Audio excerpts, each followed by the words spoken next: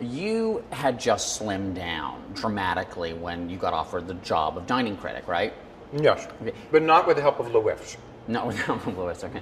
But it actually made sense for you to accept the job. It's not. Yes. It wasn't really that ironic because. Well, because I had always been a binge purge person. You know, my problem had always been I would either do such extreme periods of deprivation or I would do like complete free fall binges. So for me, having to eat a certain amount every day was a way of sort of like removing myself from the worst behavior that would get me into weight trouble.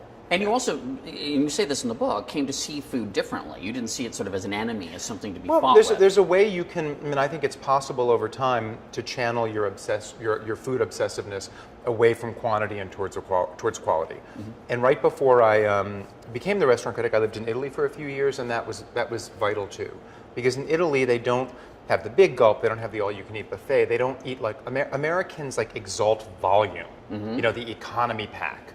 Supersizing. Western Europeans don't do the same thing, and so the way they eat in Italy is the way I also ate as a restaurant critic, which was focusing on the quality of the food in front of me and not the quantity of it I was eating. Okay. All right. Now, a couple of things that surprised me in the book is you were a big kid, right? I mean, but you were also... You can say fat. Okay, you were a fat kid. Let's just say it, right? You were a fat kid. The pain is ebbed. Okay. All right, no. All right, so you were a fat kid, yeah. But you were also a nationally ranked swimmer. I was saved for a period of time from my enormous appetite by the fact that it turned out I could not only float but move with some speed through the water.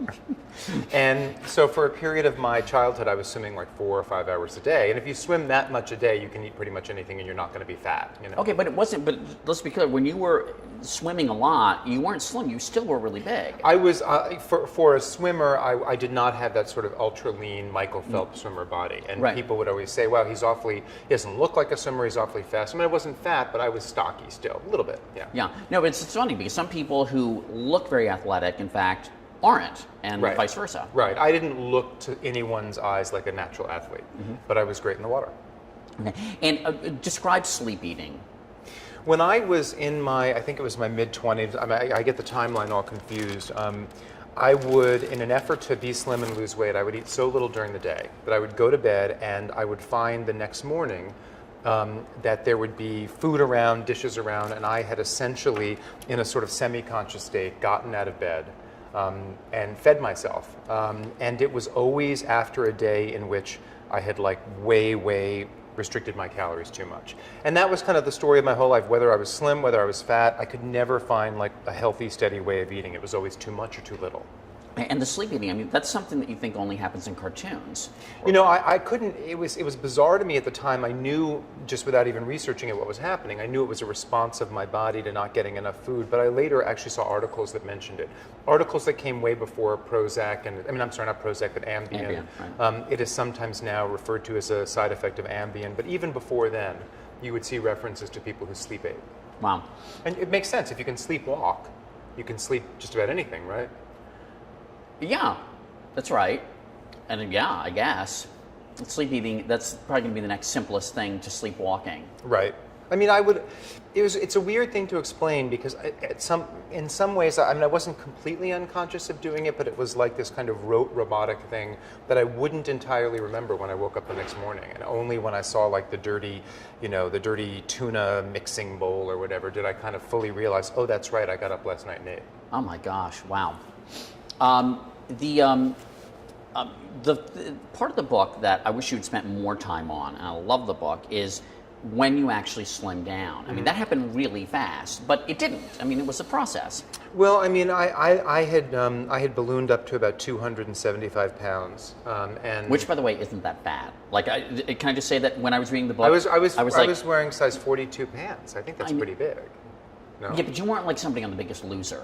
I mean, you weren't like gigantic. I wasn't a candidate for gastric bypass, no. But, you know, I was probably only 25, 30 pounds shy of that. Okay. I don't know. No, I mean, I lost the bulk of that weight relatively quickly in the span of about 3-4 months.